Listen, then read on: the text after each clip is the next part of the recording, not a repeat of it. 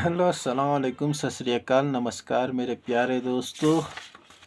तो चलो, हमने कल अपना लेक्चर 3 कर दिया था। आज हम सीपीयू शेड्यूलिंग की तरफ बढ़ते हैं। हमारा नया चैप्टर शुरू होता है सीपीयू शेड्यूलिंग। सीपीयू शेड्यूलिंग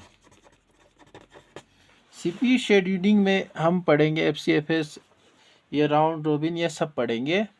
तो कल हमने क्या पढ़ा था? प्रोसेस स्टेट पढ़ा था, प्रोसेस स्टेट ट्रांजिशन पढ़ा था, फिर हमने प्रोसेस शेड्यूलिंग पढ़ा था, कितने टाइप के शेड्यूलर होते हैं और शेड्यूलिंग क्या इफ़ेक्ट करता है मल्टी प्रोग्रामिंग पे, ये सब हमने पढ़ा था।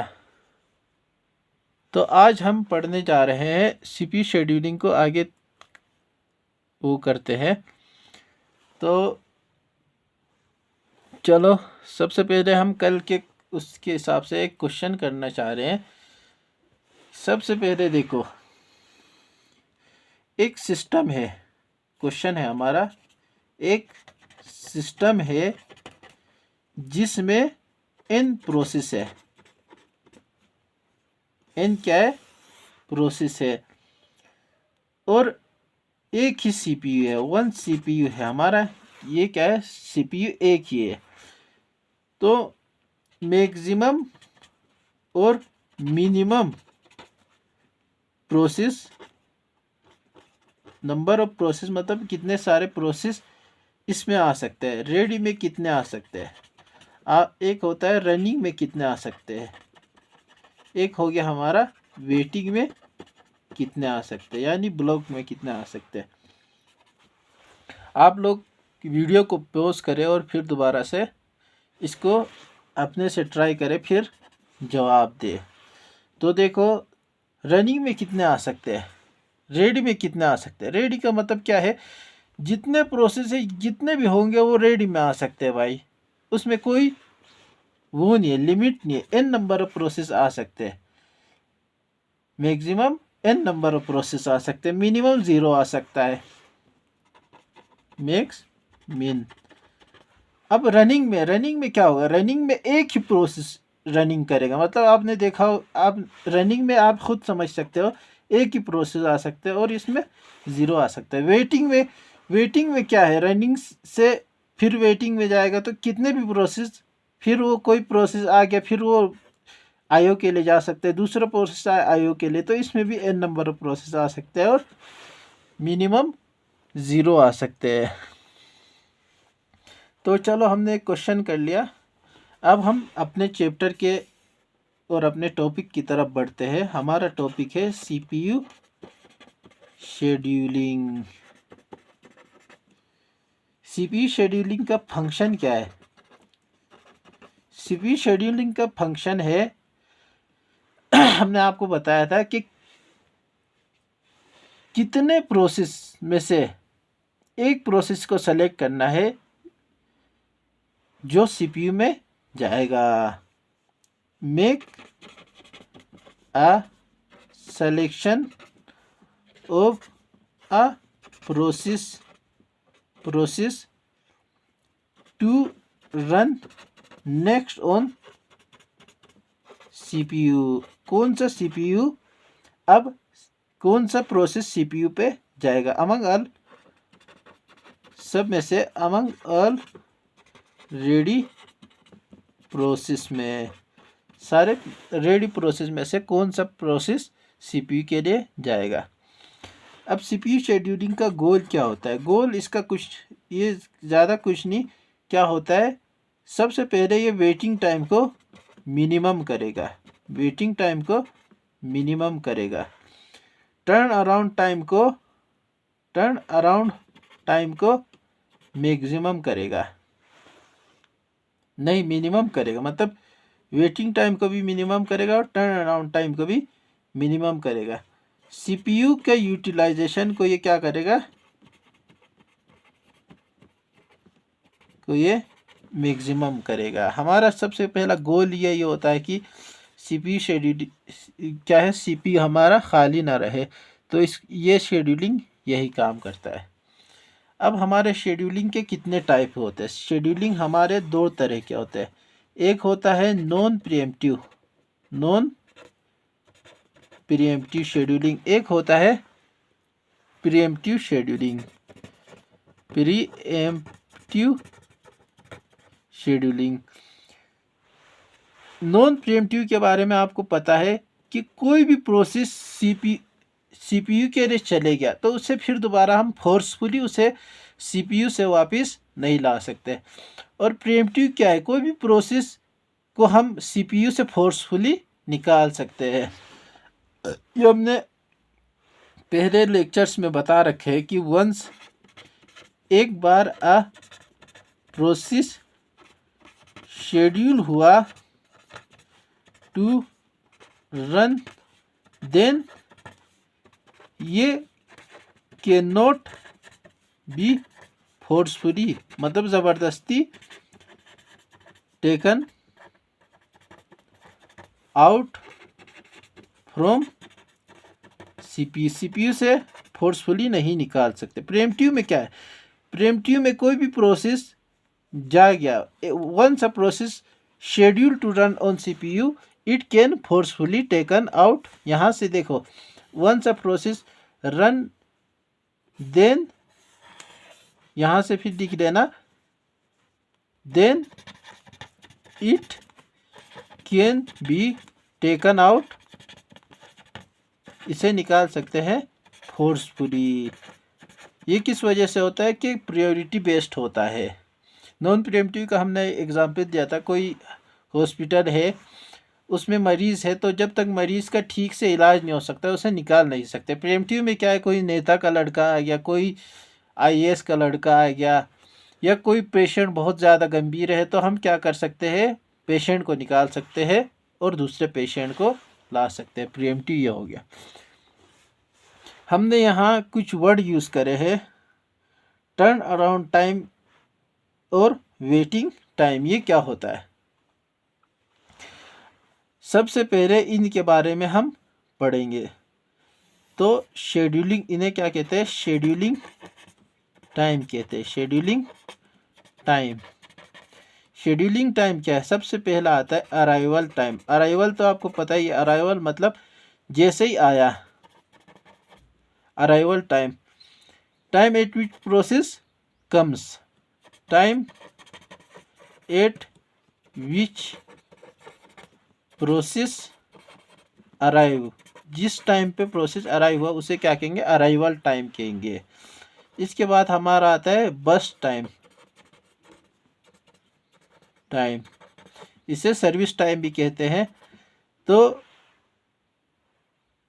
बस टाइम या सर्विस टाइम क्या है कि सर्विस से हमें पता चल रहा है कि उतने टाइम जब प्रोसेस सीपीयू पे रन होता रहा उसे क्या कहते हैं, हम बस टाइम कहते हैं। Amount of time a process run on CPU.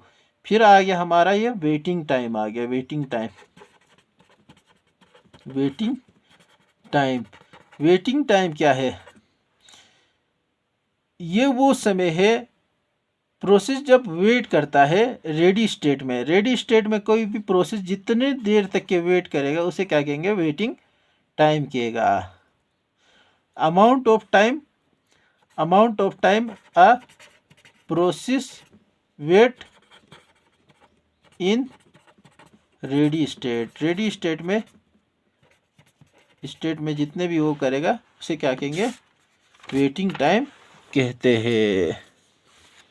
Completion time मतलब उसने कंप्लीट कर दिया, उसे उस टाइम को क्या कहेंगे, waiting time. Completion time, completion time, completion time क्या हुआ, time eight which process complete, मतलब प्रोसेस कंप्लीट हुआ उस टाइम को हम क्या कहेंगे, कंप्लीशन टाइम। अब हमारा एक वर्ड आया था turn around time. Turnaround time किसे कहेंगे, जितने प्रोसेस ने अराइवल टाइम से कंप्लीशन टाइम में जितने प्रोसेस ने टाइम लिया है, मतलब प्रोसेस ने जितना टाइम लिया है अराइवल से कंप्लीशन होने के लिए, उसे क्या कहेंगे हम? Turnaround time. Time spend from arrival to completion. Arrival से कंप्लीशन तक के जितना टाइम लिया उसे क्या कहते हैं हम? Arrival time, turnaround time कहते हैं। टर्न अराउंड टाइम का हम फुल फॉर्म लिखे तो कंप्लीशन टाइम में से अराइवल टाइम को निकाल दो तो वही हमारा क्या होता है? टर्न अराउंड टाइम होता है। एक और फॉर्मूला ये हमारा हमने अभी देखा था वेटिंग टाइम। जितना वो रेडी स्टेट में वेट करता है उसे ही वेटिंग टाइम कहते हैं। वेटिंग टाइम क्या होता है? Turnaround time minus burst time. Burst time हमने यहीं पे देखा था, सीपीयू में जितने टाइम के लिए कोई प्रोसेस रहता है उसे क्या कहते हैं हम? बस टाइम कहते हैं। तो ये दोनों फॉर्मूला इंपॉर्टेंट है, अभी न्यूमेरिकल में इसका यूज़ होगा, तो आप लोग इन दोनों फॉर्मूले को रट ले, बिल्कुल रट लो, दिमाग में आ जाए ऐसे कर लो। इन्हीं से ही सिली मिस्टेक्स होते हैं, फॉर्मूले याद नहीं आते एग्ज़ाम में, तो यही है। अब हम करेंगे response time. Response time, response time क्या है? ये वो टाइम है अराइवल टाइम से फर्स्ट टाइम एग्जीक्यूशन के लिए, फर्स्ट टाइम एग्जीक्यूट होने के लिए जितना प्रोसेस को टाइम लगता है, अराइवल आने से एग्जीक्यूट होने के लिए जितना टाइम लगता है पहली बार प्रोसेस को, उसे ही क्या कहते हैं? रेस्पॉन्स टाइम कहते हैं। Time from arrival till first time execution, first time execution of process. अब हमारा एक आता है शेड्यूलिंग लेंथ आता है, ये एक टाइम है scheduling length. Scheduling length, scheduling length क्या होता है? ये मैक्सिमम ऑफ कंप्लीशन टाइम, जितने कंप्लीशन टाइम का हमारा मैक्सिमम होगा उसमें से मिनिमम ऑफ अराइवल टाइम में से जिसका सबसे कम वो होगा उसे ही क्या कहते हैं हम? Scheduling length. ये भी फॉर्मूला याद रख लेना। एक आता है थ्रूपुट, ये हमने पहले एक टर्म आया था थ्रूपुट, इसका मतलब क्या है? पर यूनिट टाइम में जितना प्रोसेस एग्जीक्यूट होगा उसे क्या कहेंगे? थ्रूपुट कहेंगे। Number of process execute per unit time, per unit time में जितना भी वो होगा प्रोसेस एग्जीक्यूट होगा उसे क्या कहेंगे? थ्रूपुट कहेंगे। इसका फॉर्मूला क्या बन गया हमारा? नंबर ऑफ प्रोसेस एग्जीक्यूटेड पर शेड्यूलिंग लेंथ,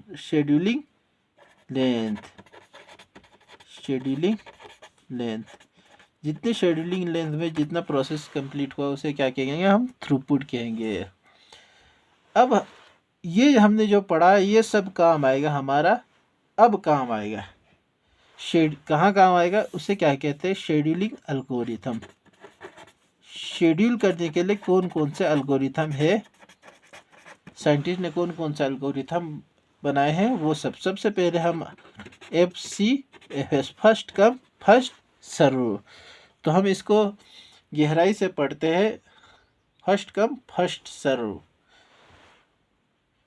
इसमें क्राइटेरिया क्या होता है? शेड्यूल करने का क्राइटेरिया क्या होता है? किस चीज़ को देख के हम शेड्यूल करेंगे उसे क्या? Scheduling criteria. शेड्यूलिंग क्राइटेरिया इसमें क्या है? सबसे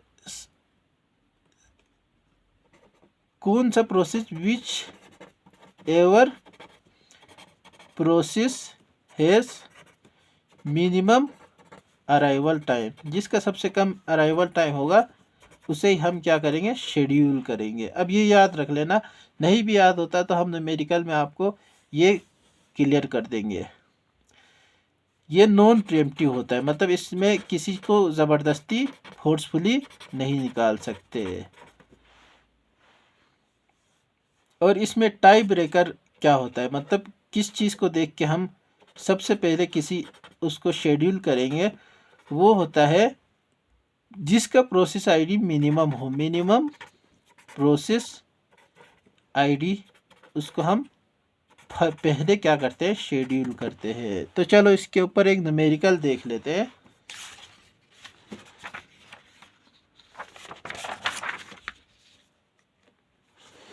न्यूमेरिकल क्या है, हम एक न्यूमेरिकल बनाते हैं। सबसे पहले हमारा ये प्रोसेस है, उसका अराइवल टाइम है और एक है burst time. Process 1, process 2, process 3। कोई दूसरा पेन नहीं लेते, चलो। अराइवल टाइम इसका भी 0 है, इसका भी 0 है, इसका भी 0 है। बस टाइम इसका 27 है, इसका 6 है और इसका 6 है। तो अब देखो भाई, सबसे पहले कौन सा हुआ आएगा, सबसे पहले कौन सा आएगा जिसका सबसे कम। क्या टाई ब्रेकर क्या था, टाई ब्रेकर हमने यहाँ देखा था मिनिमम आईडी, आपको नहीं दिख रहा हो, मिनिमम प्रोसेस आईडी जिसका होगा सबसे पहले वो होगा। सबसे कम प्रोसेस आईडी किसका है, इसका है। तो सबसे पहले ये चढ़ेगा हमारे सीपीयू पे। आ गया 0 से कहाँ तक, 27 तक, और इसे कोई निकाल नहीं सकता। 27 के बाद प्रोसेस आईडी जिसका कम है वो है P2 चलेगा 6 तक के। 27 + 6 हो गया 33 के बाद फिर P3 आएगा। P3 चलेगा 6 के लिए और 33 39। P3 P2 P1, ये कुछ भी नहीं था। इसे ही क्या कहते हैं, इस चार्ट को बनाने को ही हम क्या कहते हैं, गैंट चार्ट कहते हैं। ये भी याद रख लेना, गैंट चार्ट इसे कहते हैं। फर्स्ट कम फर्स्ट सर्व में कुछ नहीं है। इसमें क्या है, जो प्रोसेस की सबसे कम प्रोसेस आईडी होगी वो सबसे पहले चढ़ेगा, इसके बाद फिर वो अपना काम कंप्लीट होगा, फिर दूसरा चढ़ेगा, फिर तीसरा चढ़ेगा। ये बहुत आसान है, इसमें कोई वो नहीं है। तो अब हम क्या करते हैं, वेटिंग टाइम, और ये हमारा अराइवल टाइम था। अब हम इसका निकालते हैं, कंप्लीशन टाइम निकालते हैं, टर्न अराउंड टाइम निकालते हैं और एक वेटिंग टाइम निकालते हैं। देखो कंप्लीशन टाइम क्या है इसका, सबसे पहले ये 27 पे कंप्लीट हुआ, 27, ये P1 P2 P3, ये 27 पे कंप्लीट हुआ, ये 33 पे कंप्लीट हुआ। कंप्लीशन टाइम मतलब जब कंप्लीट होने का टाइम पे, ये 39 पे कंप्लीट हुआ। टर्न अराउंड टाइम क्या होता है, टर्न अराउंड टाइम का भी मैंने फॉर्मूला लिखवाया था आप लोगों को। तो देखो टर्न अराउंड टाइम का मैंने फॉर्मूला लिखाया था, completion time minus arrival time. Turnaround time का फॉर्मूला क्या था, कंप्लीशन टाइम मतलब minus waiting arrival time, completion time minus arrival time. अब इसका कंप्लीशन टाइम 27 है, अराइवल टाइम 0, तो कितना हो गया 27। कंप्लीशन टाइम 33, अराइवल टाइम 0, तो क्या कितना हो गया 33। कंप्लीशन टाइम 39, अराइवल टाइम 0, तो ये भी क्या हो गया 39। ये हो गया। अब वेटिंग टाइम का हमने फॉर्मूला लिखवाया था आपको यहाँ पे, turnaround time minus burst time. Turnaround time minus burst time. देखो टर्न अराउंड टाइम कितना है इसका, टर्न अराउंड टाइम है 27, बस टाइम कितना है 27, तो कितना हो गया 27 में 27 0। अब इसका P2 का 33, टर्न अराउंड टाइम 33, बस टाइम कितना है 6, तो कितना हो गया 33 में से 6 गया तो 27। अब इसका देखो P3 का टर्न अराउंड टाइम 39, बस टाइम 6, तो कितना हो गया 38। 3 हो गया। अब हम इसका एवरेज वेटिंग टाइम निकालते। एवरेज वेटिंग टाइम कितना हो गया, इन सब का एवरेज कितना हो गया, 0 + 27 + 33/3 कितना हो गया, 20। अब हम एवरेज टर्न अराउंड टाइम निकालते हैं। एवरेज टर्न अराउंड टाइम की 27 + 33 + 39 / 3, इसको कैलकुलेट करना तो आ जाएगा 20 नहीं 33 आएगा। 33 9 9 3 12 12 7 19 33 आएगा। तो आप लोगों को ये क्या है, मुझे थोड़ा सा ये क्वेश्चन रटा हुआ है तो मैं आपको आराम से बता दे रहा हूँ। अब इसका हम शेड्यूलिंग लेंथ निकालते हैं। शेड्यूलिंग लेंथ, शेड्यूलिंग लेंथ क्या है, शेड्यूलिंग लेंथ हमने अभी यहाँ पे पढ़ा था। शेड्यूलिंग लेंथ पढ़ा था हमने यहाँ पे, शेड्यूलिंग लेंथ यही पे पढ़ा था। शेड्यूलिंग लेंथ कहाँ पे पढ़ा था भाई,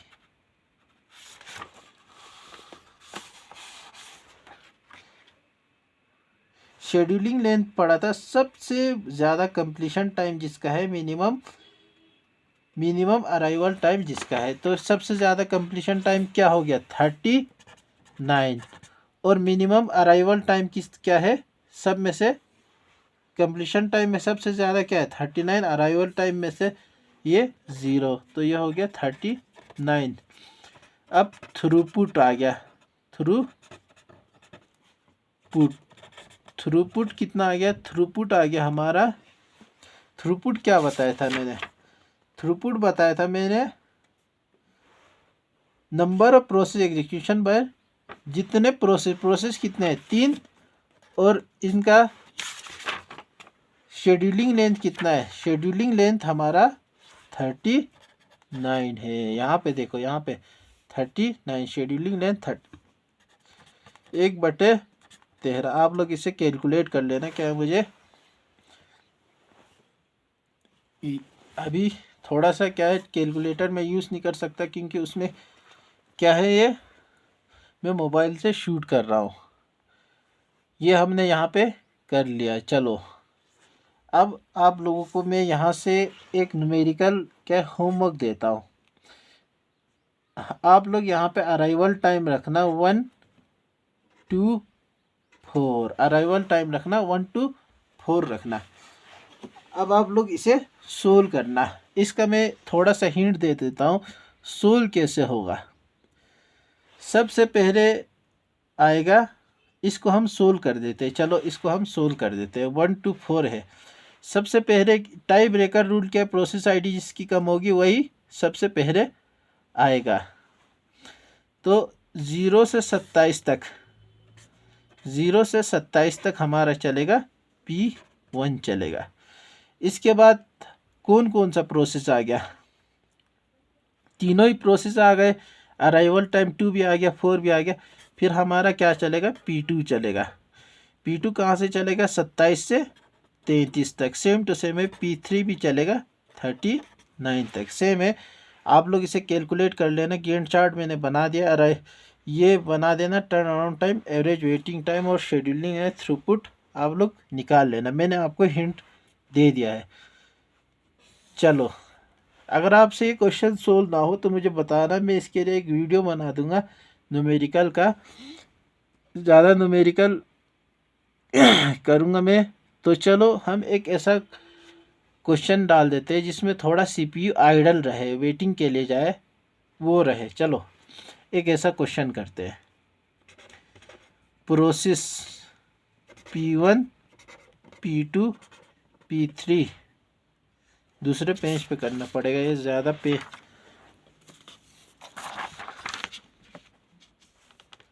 ये हमारा क्या है, प्रोसेस है P1 P2 P3 P4 P5 P6। और अराइवल टाइम हमारा है, हम ले लेते हैं इसको 5 ले लेते हैं, इसको 8 ले लेते हैं, इसको 6 ले लेते हैं, इसको 3 ले लेते हैं, इसको 1 ले लेते हैं और इसको 7 ले लेते हैं। बस टाइम हम ले लेते हैं, इसको 4 ले लेते हैं, इसको 2 ले लेते हैं, और इसको 3 ले लेते हैं, और इसको 1 ले लेते हैं, इसको 2, इसको 7। थोड़ा इसमें CPU आइडल रहे, हम कोशिश कर रहे हैं कि CPU इसमें आइडल रहे थोड़ा सा। तो चलो अब हम कंप्लीशन टाइम रखते हैं। हम एक तो कंप्लीशन टाइम निकालना है, टर्न अराउंड टाइम निकालना है, और एक वेटिंग टाइम निकालना है। तो चलो हम इसका गैंट चार्ट बनाते हैं। सबसे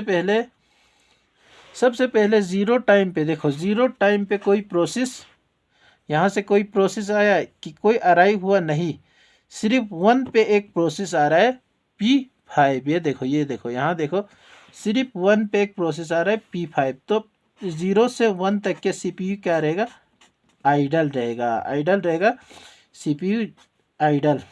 इसका मतलब CPU आइडल लिख देना आप, CPU आइडल। 0 से 1 तक के कोई नहीं आया, फिर 1 से ये चलेगा, फर्स्ट कम फर्स्ट सर्व है तो पूरा चलेगा। कितना, 3 तक के ये चलेगा। अब 3 तक के कोई प्रोसेस आया, हाँ आया, कोई प्रोसेस आया। कौन सा आया, P4 आया। बस P4 को हम यहाँ पे डाल देंगे। ये प्रोसेस आ सकते थे लेकिन ये सब अराइव नहीं हुआ, अराइवल टाइम इनका ज़्यादा है। तो 3 पे ये आया और ये चलेगा 1, तो ये 4 तक के चला। इसके बाद 4 के बाद कोई प्रोसेस नहीं आया। देखो मैंने कहा था CPU में आइडल रखने की कोशिश करूँगा। 4 से 5 तक के CPU फिर आइडल रहा। 5 पे एक प्रोसेस आया, कौन सा, P1 आया। P1 कहाँ तक चलेगा, 5 4 9 तक चलेगा। इसके बाद अब तो सारे प्रोसेस आ गए, अब फर्स्ट कम फर्स्ट सर्व चलेगा। जिसका ID सबसे कम होगा वही चलेगा। सबसे पहले कौन सा चलेगा, P1 आ गया, P2 चलेगा। P2 का 8 है, लेकिन हाँ सबसे पहले P1 चल गया। अब हमारा P1 P4 चला, और ये हमारा चला था P5 चला, P4 चला, P1 चला। अब हमारा P2 का थोड़ा सा क्या है, P2 8 पे आ रहा है, तो P2